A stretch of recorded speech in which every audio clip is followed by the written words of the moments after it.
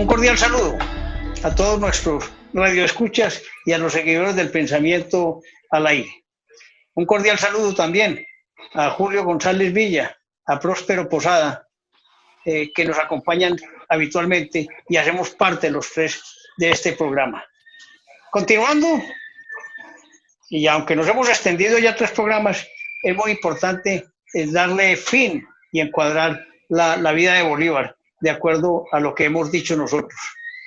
De manera que ubiquémonos en Jamaica cuando llegó ya Bolívar derrotado y estaba buscando recursos para reiniciar su lucha, y al final los únicos que le ayudaron fueron el Petión de Haití. De manera, Julio, que adelante, salude a la audiencia y arranquemos desde allá. Bueno, Antonio, un saludo muy especial, muy contento pues de que volvamos hubiéramos regresado pues al programa. Esto no se puede dejar por nada del mundo, de manera que avancemos sobre la vida del Libertador. A mí me gustaría, si a ustedes les parece bien, que desembarquemos a Bolívar. Es decir, nosotros ya le dedicamos un programa a la Carta de Jamaica, donde él expresa ese odio que le tenía a los españoles, y avancemos y entremos en la campaña libertadora, si les parece. Por ejemplo, hay un documento que a mí me ha impactado mucho. Recordémosle a los que nos acompañan en este programa que la campaña libertadora es en 1819. Y hay un documento que no se conoce en la historia constitucional, que en mi concepto es el primer documento constitucional en forma, cuando ya empieza a haber decisión y claridad sobre hacia dónde va Bolívar con su ejército. Y es una declaración que se firmó en la ciudad de Pore, que hoy es este departamento, Casanare. ¿Por qué es importante Casanare? Porque Casanare fue la única provincia de todas las que había en la Nueva Granada que nunca pudo estar en manos de los realistas. Es decir, la única provincia libre fue Casanare. Y por esa razón, ese departamento no puede jamás desaparecer. Hubo un momento en la historia de Colombia cuando la creación de los estados soberanos, que Boyacá se tragó al Casanare, porque fue tan célebre la batalla de Boyacá que lo que hizo fue tomar todos los territorios aledaños y coge Casanare y coge Boyacá y crea el estado de Boyacá. Pero Casanare volvió con la Constitución de 1991, digamos que a recuperar ese protagonismo que tuvo en 1818. Entonces, esta declaración, quiero llamar la atención, fue en Pore, el 18 de diciembre de 1818. Y miren cómo arranca el artículo primero, que es muy interesante. Dice, en la ciudad de Pore, a 18 días del mes de diciembre de 1818, reunidos en Congreso Provincial, los representantes del Estado Libre de Casanare, única provincia libre, con arreglo a la Constitución Federal de la Nueva Granada, para acordar y resolver lo que mejor convenga a la salud de la patria en las desgraciadas circunstancias de hallarse los demás estados de la Unión oprimidos por las armas españolas, cuya dominación injusta, violenta y arbitraria se han comprometido el modo más solemne a repeler. Después de varias propuestas y largas discusiones, convinieron unánimemente en decretar y decretaron, a presencia y bajo los auspicios del Ser Supremo, lo que se expresa en los artículos siguientes. Y arranca, artículo primero, declaran que siendo el Estado de Casanare el único de la Unión que se halla enteramente libre, tiene, en virtud de los principios federales, un derecho incontestable para representar él solo toda la federación, mientras que libertándose otro u otros estados no entren a participar de la representación nacional. Obsérvese cómo los hechos van primero que el derecho. Son circunstancias que hay que respetar en la historia, sí. Julio, hablando de la extensión territorial de Casanare, y después de que has leído esa expresión de ese artículo primero, vale la pena contarle a nuestra audiencia cómo era la extensión territorial, o por lo menos describirla en esa época. ¿Era más grande, más pequeño, o era una extensión mayor? Yo creo que es básicamente la misma área que tiene hoy el departamento del Casanare. El que era mucho más pequeño era Boyacá, que en esa época no se llamaba Boyacá, porque no había ocurrido la batalla de Boyacá. Se llamaba la provincia de Tunja. Entonces, la provincia de Tunja, pero la parte bonita de esto es que se habla del Estado Libre del Casanare y que en razón del hecho de las armas se arroga ese poder de representar a toda la Nueva Granada. Por eso me parece tan importante esa declaración del 18 de diciembre de 1818. Y mire lo que sigue diciendo esa declaración. Dice, la elección de presidente, está hablando de la Nueva Granada, se hará luego que haya 3 estados libres. Oiga, todavía no han hecho elección de presidente, son pragmáticos. Se hará luego que haya 3 estados libres. Entre tanto, ejercerá sus funciones de presidente, ¿quién? El gobernador de Casanare.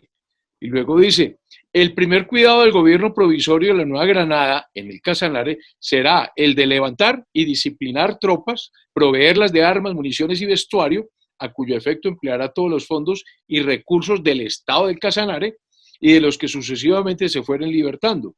Solicitará, artículo 8, permiso de nuestro ilustre aliado, aquí viene la anotación a Bolívar, solicitará permiso de nuestro ilustre aliado, el jefe supremo de la República de Venezuela, para la libre introducción de todo género de efectos militares por el Orinoco y para el establecimiento de un cónsul o agente de comercio en la ciudad de Santo Tomás de Angostura a fin de facilitar estas operaciones. ¿Por qué quería ir yo acá, Próspero y Antonio? Porque la campaña libertadora arranca en el Orinoco. El eje vertebral es el río Orinoco, un río que para los colombianos hoy es perdido. No lo vemos sino en la frontera, solamente van 4 amigos a pescar, no sabemos nada del río Orinoco. Resulta que los jesuitas, que por mandato de las instrucciones desde el descubrimiento, que la reina Isabel les dijo, oiga, yo lo que necesito es que vayamos a evangelizar, vamos a llevar la religión católica allá. Los jesuitas en sus grandes expediciones, porque ellos sí querían catequizar a todos esos indios, encontraron un caño que nadie conoce, un caño que une al río Orinoco con el río Amazonas. Oiga, pues de lo que estoy hablando. Imagínense la unión de la cuenca del Orinoco con la cuenca del Amazonas por un río que no conoce nadie. Se llama el Caño Casiquiare. El Caño Casiquiare. Lo que yo digo es, hombre, nosotros prácticamente no tenemos unas relaciones fluidas con Brasil, porque no hay una carretera con Brasil, pero la carretera está a través de los ríos de los llanos orientales, cogiendo ese tema del río Casiquiare. Entonces, volvamos pues a la declaración de Pori. Luego dice, artículo 9, establecerá correspondencias y comunicaciones secretas en lo interior de la Nueva Granada, o sea, espías, comunicaciones secretas, para alentar el patriotismo y reanimar las esperanzas de los buenos ciudadanos, dándoles a conocer el estado de los negocios públicos, los medios y la constancia con que se trabaja por la libertad. Renovará las credenciales de los agentes diplomáticos nombrados por el Congreso para varias negociaciones políticas. Y luego dice, artículo 10, miren este articulito tan interesante, son 14 artículos nomás.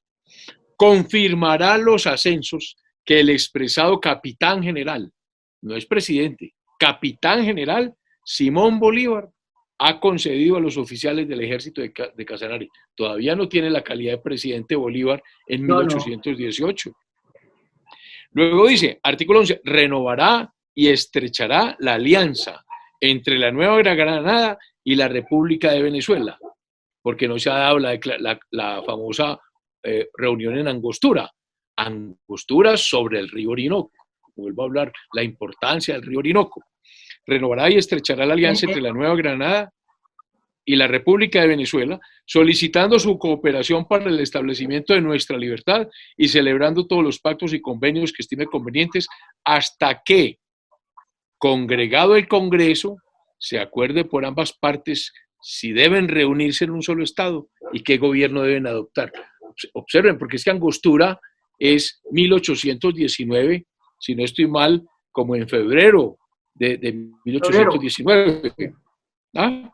Es que, y en Angostura es donde Bolívar asume el mando del ejército y dejando cualquier poder, ¿no? No, y ahí en Angostura, después de Pore, es cuando se establece de hecho la unión de la República de Colombia o del Estado de la Nueva Granada, Colombia no existe, con Venezuela, y donde aparece por primera vez el nombre de Colombia. Unión en Angostura que no le gustó ni 5 a Francisco de Paula Santander. ¿Por qué? Santander no estaba en Angostura. Santander estaba en los Llanos Orientales. Es que Angostura queda hoy en Venezuela, hoy se llama Ciudad Bolívar, precisamente en honor a ese acontecimiento sobre el río Orinoco. Hay unas cartas de Santander hermosísimas dirigidas a sus amigos diciéndole que cómo así que en Angostura declararon que de hecho la unión de la Nueva Granada con Venezuela, que quién la declaró, que con autoridad de quién. Fíjense la elegancia y la delicadeza constitucional con la declaración de Pore a lo abrupto del autoritarismo de Bolívar. Yo no voy a atacar a Bolívar como la vez pasada, sino que hay que esculcar todos los vericuetos de los hombres grandes como es el Libertador, pero el Libertador también pues se imponía a veces, o sea, imponía los hechos sobre el derecho, que era lo que no aceptaba Santander. Recordemos que es que Bolívar no era abogado, Bolívar no fue educado en las leyes, Bolívar era un militar y Santander sí era abogado. Santander estudió Derecho en el colegio de San Bartolomé en Bogotá y termina metido en este tema de la independencia. Entonces, bien, eso es lo que pasa en la declaración de Pore el 18 de diciembre de 1818 y lo que sigue es la ley fundamental ya de la República de Colombia después de la campaña libertadora. Entonces, ¿dónde se gesta la campaña libertadora? En los Llanos Orientales. Allá, en los Llanos Orientales, donde se juntan 2 ejércitos. Los ejércitos venezolanos, allá está Mariño, allá está Páez. Recuerden que Bolívar se había ido para Jamaica. Bolívar viene a desembarcar después. Y los ejércitos granadinos, ¿quién está allá? Allá está Serviés, allá está Córdoba, allá está Santander. Inclusive un encuentro que tal vez no hemos mencionado entre Santander y Páez muy complicado, porque el de mayor educación, el de mayor formación era Santander. Páez era un peón. Páez era un hombre que parece que había causado un asesinato y se había tenido que esconder en los llanos, en esos hatos ganaderos. Allá se escondió, allá lo cogió la independencia. Pero Páez es un hombre que adquiere una ascendencia sobre sus hombres, pues por sus habilidades a caballo, por el manejo de las armas, por el manejo de la lanza. Entonces tiene una ascendencia natural. Santander llega ya siendo un militar, porque Santander está a órdenes de un gran militar, de un francés, uno que estuvo en las campañas napoleónicas. ¿De quién? ¿De quién estoy hablando? De Serviés. Serviés, francés, llega a la Nueva Granada. Serviés es el que dirige después de la toma de Pablo Morillo en 1816, en la época del terror. Serviés, con lo poco que queda, se va con sus soldados a los llanos, porque dice la única forma de salvaguardar el germen de una posterior independencia. Y en ese camino está con Serviés Córdoba. Córdoba aprende el ejercicio de las armas con su maestro, con Serviés. ¿Qué pasó con Serviés? Ahí está la gran crítica a Páez. Páez asesina a Serviés. Ahí hay un tema en la historia muy complicado y muy interesante. ¿Por qué asesina a Serviés? Páez es un bandido. Resulta que Serviés tenía unas joyas guardadas. Y Páez supo. Y la historia cuenta, la chismografía pues historia cuenta que por robar esas joyas lo fusiló y Serviés desaparece de la escena política. Entonces, desapareció Serviés. ¿Quién sube a la escena política? Santander, que viene de la Nueva Granada. De la Nueva Granada. Entonces, Santander es el que le dice a Bolívar, mire, general, o capitán, porque era capitán general, la independencia no se logra con lo que usted pensaba, atacando Venezuela. Nosotros tenemos que meternos como una cuña y dividir los ejércitos españoles. ¿Dónde está Pablo Morillo? Que es el reconquistador. Pablo Morillo está en Venezuela. O sea, de la Nueva Granada pasa a Venezuela. Eso es lo que controla Morillo. Entonces, Morillo, después de la reconquista, ¿dónde se va? A Caracas. Morillo se regresa a Caracas.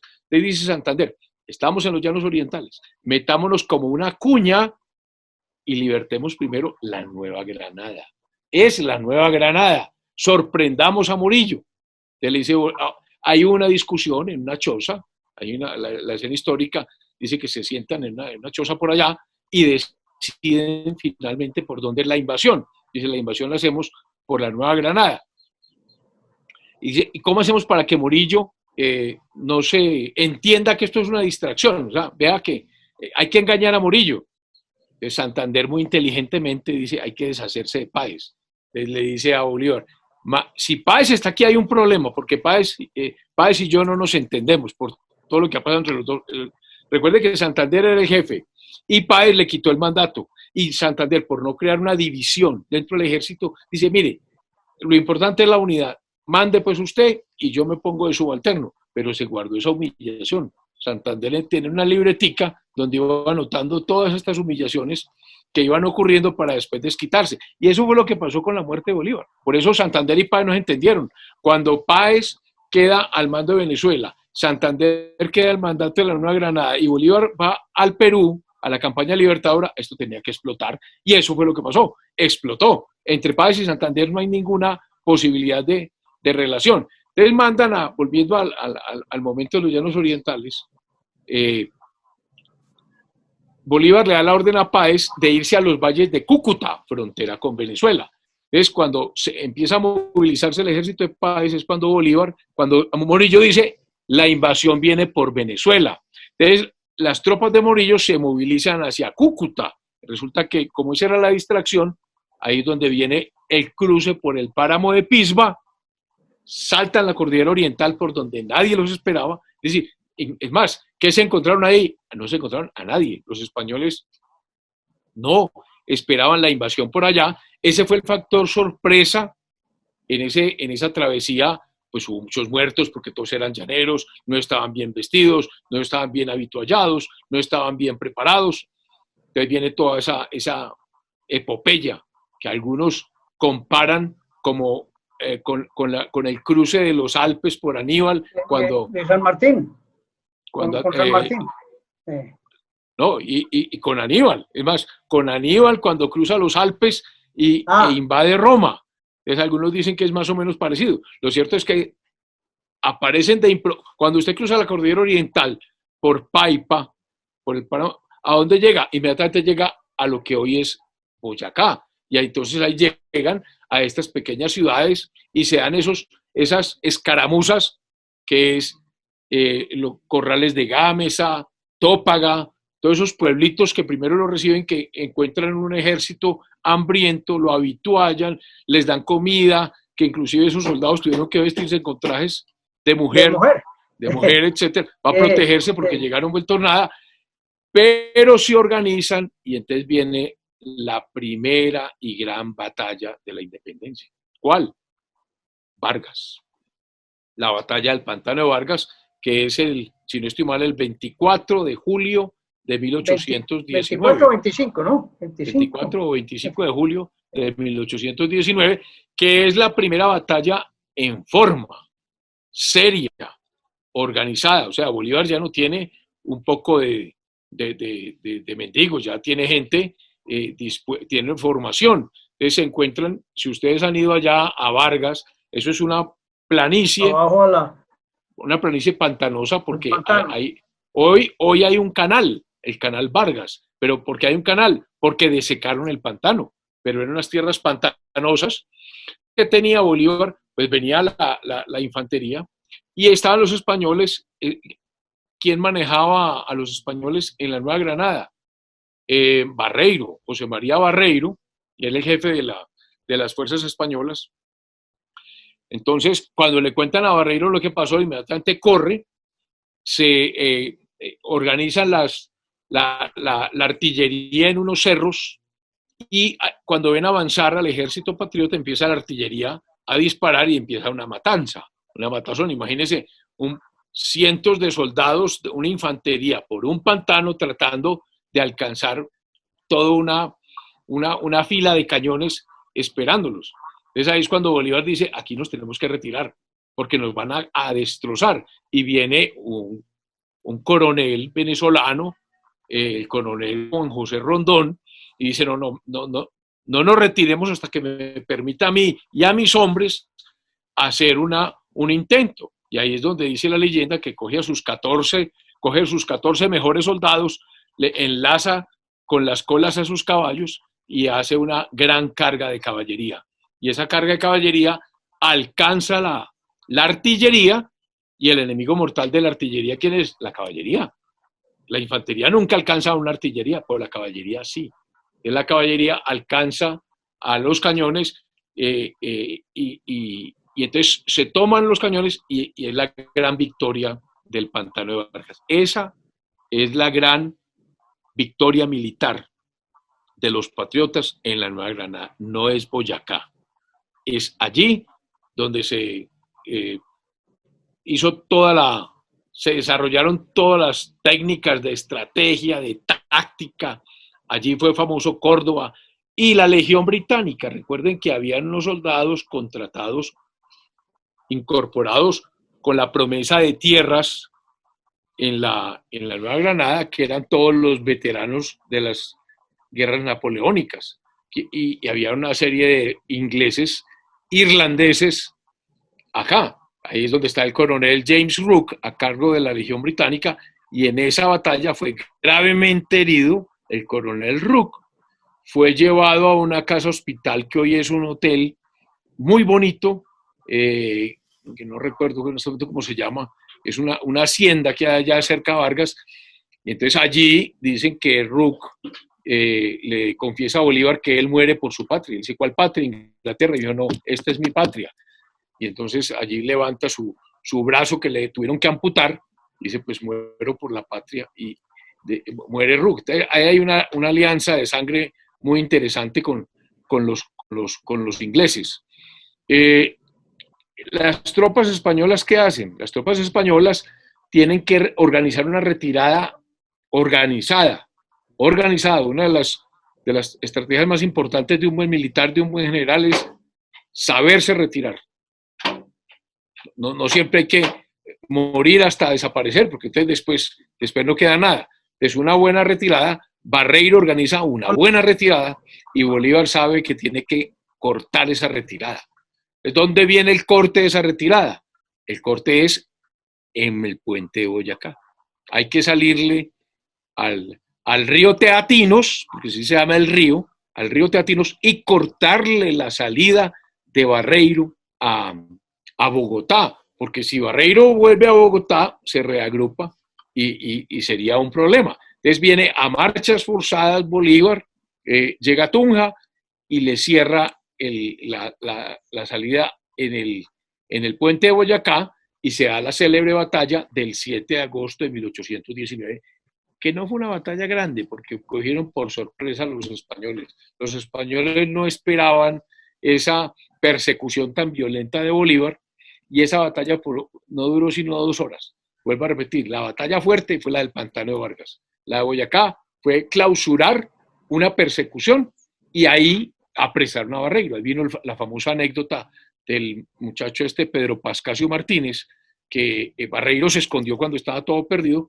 y un soldado, Pedro Pascasio Martínez, sale y lo encuentra detrás de una roca, porque todavía están las rocas por allá que uno va y las visita, y entonces él le dice, yo soy Barreiro, y le ofrece una bolsa de oro si lo deja ir, y le dice, pues yo soy Pedro Pascasio Martínez, y usted arre o lo arreamos. Y entonces entregan preso a Barreiro, y Bolívar puede llegar a Boyacá, a Bogotá, sin ningún problema. Y ahí empieza la vida institucional del Estado de Colombia. Hay una reunión final donde se donde se reúnen Bolívar y Morillo. ¿Qué puedes contar sobre esa reunión? Ya que nos has sí. dado una cátedra de historia brillantísima y buenísima. Hemos estado callados, pero atentos. No son anécdotas. Pero eso es Santana. Cuando Bolívar demuestra su arte militar con la batalla del Pantano de Vargas y con la batalla de Boyacá, Morillo, que es un gran general, Morillo, que es un hombre curtido en las guerras napoleónicas, Morillo, que es de los vencedores de Napoleón en España, se da cuenta que no está en manos de cualquier tonto, que hay unos ejércitos muy organizados. Es que Bolívar ya está en Bogotá, Bolívar ya tiene comida, ya tiene un ejército, ya la gente está entusiasmada, la Nueva Granada está libre. ¿Qué queda? Liberar el sur y el occidente. Y ahí es donde le dice a Córdoba, porque Córdoba le dice, bueno, mi general, ya, Bogotá está lista, ¿y mi tierra qué? Y le dice, entonces le queda a usted, José María, vaya y libere su tierra. Lo nombra usted gobernador militar de su tierra.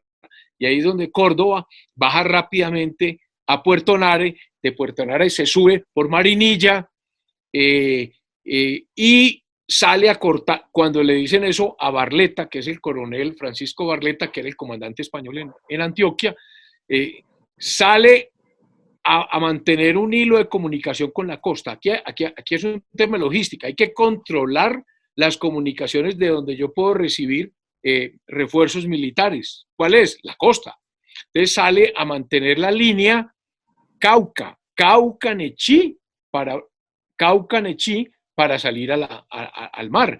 Entonces ahí es donde Córdoba le sale y lo coge en Yarumal, en campamento. Y se da la famosa batalla del 12 de febrero del año siguiente, de 1820, ya en Chorros Blancos, que fue una batalla. Y ahí se hizo célebre Córdoba, derrotó a Barletta, entonces Córdoba queda como jefe militar de Antioquia. ¿Qué queda? El sur. Entonces comienza el tema del control del sur, porque allá está Sámano. Sámano está en el sur, allá hay un poco de españoles, siempre el sur ha sido muy importante para los españoles. Recuerden ustedes que la primera ciudad importante de la Nueva Granada, recuerden que la conquista de la Nueva Granada tiene dos fenómenos: de norte a sur, Gonzalo Jiménez de Quesada; de sur a norte, Francisco Pizarro y Sebastián de Belalcázar. Entonces, la gobernación de Popayán es muy, muy importante y la ciudad de Popayán es demasiado importante. Entonces, tiene que volcarse toda la fuerza militar al sur, y ahí es donde Bolívar piensa en algo más grande. Dice, antes de irme al sur, libero mi tierra, Venezuela. El compromiso era liberar la Nueva Granada, formarme una cuña, ya está liberada Antioquia, vamos por Venezuela, y se da la batalla de Carabobo. Entonces, se dirige a Venezuela, ahí Páez se hace famoso, sin duda alguna, porque Carabobo es una llanura, la llanura de Carabobo. ¿Quién funciona bien en la llanura? La caballería. Y Páez es el hombre de la caballería. Entonces, con la batalla de Carabobo se libera Venezuela. Pero entonces, institucionalmente hay una cosa muy importante, que aquí viene también un manejo institucional. Ahí es donde finalmente se dice, bueno, listo, tenemos dos pueblos que se están liberando, hay que ponerle institucionalidad. Les dice, hagamos un congreso. ¿Dónde? En Cúcuta, limítrofe entre Venezuela y Colombia. Hagamos constitución allá, y entonces se cita a la famosa Constitución de Cúcuta, que comienza a sesionar en 1819. Vale la pena hacer algunas anotaciones. Digamos que lo que decía Julio, efectivamente, la independencia no se da con la batalla del puente de Boyacá. Allí simplemente se captura a Barreiro, que es el tercer hombre en la línea de mando, debajo del más importante en ese momento, que era el pacificador Murillo. Y el primero en importancia era el virrey Sámano. Entonces, había sí momentos de gloria, porque ya se había dado algunos movimientos de independencia en Santander, en Boyacá, en Cundinamarca y también parte de los llanos orientales. Podíamos decir que ya eran libres. ¿Sí? Antioquia se consolida precisamente en el combate o en la batalla de Chorros Blancos. Y el Pacífico, que también fue liberado en 1820. La costa atlántica en 1821 y el sur del país, es decir, Pasto y la región que lo circunda, entre 1823 y 1824. Simplemente quisiera señalar que la historia también tiene sus mitos y los que cuentan la historia o los que escriben la historia también se pegan de esos mitos, como lo decía también Julio, que a veces redundan en el chisme. El cuento de que Páez mata a este capitán. A Cervéis. A Cervéis. Pues esos son cuentos que pueden aparecer en la historia como mitos. Y mire, Antonio, yo quiero destacar esto. Los independistas lucharon contra un ejército de españoles. Ese es el mito. Pero la verdad es que el ejército realista no estaba formado por españoles, estaba formado por granadinos. ¿Qué tan importante es descubrir la verdad? ¿Y por qué estaba conformado por granadinos? Porque allí estaban los criollos, los afrodescendientes y los indígenas.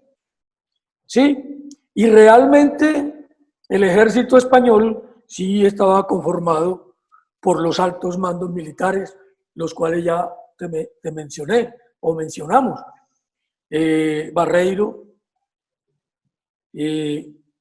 Sámano y Pablo Murillo, al que se le conoció como el pacificador. En ese momento, España no envía a la Nueva Granada tropas, sino a varios de sus principales estrategas en el campo de batalla, como es el caso particular de Murillo. Así las cosas, su ejército estaba conformado por personas nacidas en el Nuevo Mundo, los cuales estaban a favor de mantener al virrey en el poder y seguir bajo el ala del rey Fernando VIII. Entonces, el mito: los independentistas lograron una victoria ante un ejército más grande. La verdad es que en la batalla eran más los soldados de la campaña libertadora. Es decir, había mayoría. Pero hay que recordar que cuando Murillo fue encargado de la reconquista de las colonias, vino con caballería, con hombres, con barcos. Eso parecía pues el fin del mundo. El hombre llegó con todos los pertrechos, armamentos para iniciar la reconquista. Y así inició, haciendo también en Venezuela, cuando reconquistó Venezuela, grandes matanzas, porque él llegó sin remordimiento a acabar con todos aquellos que tenían la vocería de la historia de la Nueva Granada y de Venezuela en ese momento. No tuvo remordimiento, pero sí llegó con miles de hombres. Él no llegó vacío con él y Barreiro, no, fueron acompañados, y voy a mostrarle el dato histórico de la cantidad de barcos, armas, caballos y todo lo que recorrió.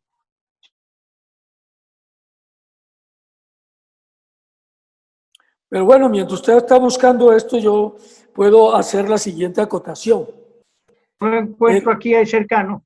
El 7 de agosto, Antonio, el 7 de agosto Santander lideró a 2.850 hombres en la batalla del puente de Boyacá. Contrario a lo que se cree, Bolívar no estuvo presente. aunque coordinó la operación, él no estuvo presente. Por su parte, los dirigidos por José María Barreiro eran 2.600 hombres. Pero pese a esto, no fue una pelea pareja. Los independentistas venían de varios enfrentamientos, pero hay que decirlo, ya con una moral por los aires, logrando capturar a 1.600 realistas y matar en combate a otros 100. Esa es la realidad. Por eso me parece muy importante que establezcamos históricamente qué es lo que algunos historiadores cuentan y narran frente a lo que puede ser una realidad contraria a lo que ellos escriben, cuentan y defienden, porque también hay que hablar de esto, de la defensa de algún interés que se puede tener por parte del historiador. El mito es que la batalla fue sobre el puente de Boyacá, y así lo narran muchos historiadores, pero resulta que la verdad no fue en el puente de Boyacá, fueron en los alrededores del puente los que vivieron el combate. Y entonces hoy en día el puente de Boyacá es un monumento histórico y se le rinde homenaje cada 7 de agosto, cuando la realidad es otra. Mire lo que estamos encontrando también dentro de la historia. Pero es que la historia tiene también mucha, Próspero, la historia tiene imaginación. Eso no era un gran río, pero el pantano de Vargas sí era un gran pantano, y la lucha se realizó. La forma en que venían los soldados al mando de Bolívar eran en condiciones infrahumanas, y lograron llenarse otra vez de alimentos y cosas en los pueblos anteriores a Vargas. Pero yo le digo, uno no puede minimizar el valor del hombre, el valor del hombre que quería independencia, que quería liberarse de todo ese yugo español que fue tan duro para la humanidad. Fueron casi 300 años, 400 años de exterminio que hicieron los españoles en América, desde abajo hasta arriba. Es decir, esos hechos históricos que permiten grandes batallas y grandes hazañas, pues obviamente siempre tienen algunas condiciones que busquen o menospreciar el valor histórico de eso, porque obviamente, como usted bien lo dijo anteriormente, hasta el año 1825 no se alcanzó la independencia de las 5 repúblicas, pero fue cuando se liberó ya y se hizo la batalla en el Perú.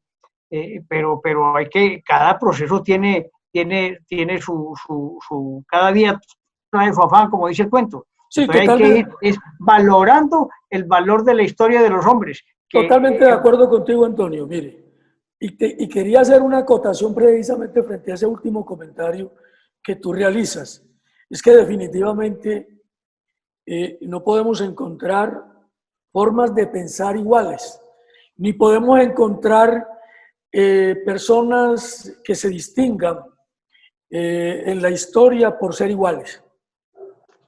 La historia habla de esa mezcla de personajes que intervienen en una gesta libertadora como la que dirigió y orientó Bolívar. El mismo Julio lo decía, pues hombre Páez, yo no me atrevería pues a hacer esa afirmación de bandido, de asesino, pero no era un tipo preparado como sí Santander. ¿Sí? Sin embargo, yo no pienso que Bolívar sea solamente el hombre para la batalla. En muchos de estos programas que hemos realizado, hemos reconocido la intelectualidad de Bolívar, porque Bolívar no se forma ni se prepara aquí en la Nueva Granada, se prepara en Europa. Y no se prepara en cualquier parte, no se prepara en la calle, se prepara en la Academia Europea y se prepara con los mejores profesores que en ese momento tenía Europa, particularmente en Francia. Entonces, fíjense una cosa que se conjugan, se mezclan los genios de la estrategia militar con las personas que se han preparado en la universidad, que son estrategas intelectuales. Los dos tienen, Próspero, te hago una anotación. Bolívar no combatió en Europa, él vio los grandes eventos, estuvo en la coronación de Napoleón, pero no en la guerra. Sí, lo que yo te quiero decir, lo que te quiero decir es que él se preparó intelectualmente en Europa, y eso lo dice la historia, y eso lo dijo Julio. No, eso es distinto. Eso es distinto. Sí, es distinto, que tuvo una formación importante.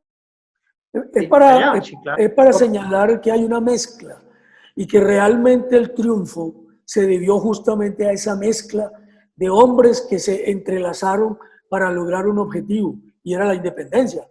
Bolívar, Santander, Páez, los que venían de la Legión Británica, que no conocían el territorio en los cuales iban a combatir, mas sin embargo en su momento llegaron a querer esta tierra como si fuera la suya. Entonces esos son los méritos que no podemos desconocer, que no podemos dejar de lado. Mi conclusión es que es una sumatoria de muchas situaciones y de muchos hechos en personajes que crearon la historia. Hay algo que no lo puedes conocer. El gran líder, después de derrotas, perder 2 veces Venezuela, de estar a punto de ser asesinado varias veces, de haber hecho la campaña admirable, Bolívar es el gran hombre de la libertad. Sin duda alguna, sin él no se hubiera logrado en ese momento, puede que posteriormente con otros, pero no se hubiera logrado lo que se logró. Eso es indiscutible, eso no se discute, porque la gloria de Bolívar, por más detractores que tenga, no tiene discusión. La gloria de Bolívar no tiene discusión. Yo diría, como dijo y lo escribió un gran escritor colombiano, William Ospina, en su libro En busca de Bolívar, hizo una referencia que se las voy a reiterar. Abro comillas. Por eso, cuando en los invisibles tribunales de la historia alguien pregunte cuál es el valor de Bolívar, alguien podrá mostrar la fundación de 5 repúblicas, la propuesta de que millones de seres humanos fueran dueños de su destino y dejaran de ser siervos de las coronas europeas, la lucha incansable de una generación por la libertad de un continente, y cada uno de nosotros podrá decidir en su corazón cuál es el valor de esas cosas y qué cielo merece. Yo creo que ahí se habla muy claramente de las gestas de Bolívar. Claro que como ser humano también podemos mostrar grandes virtudes y grandes excesos que cometió en toda su vida. Era un hombre que de pronto pensaba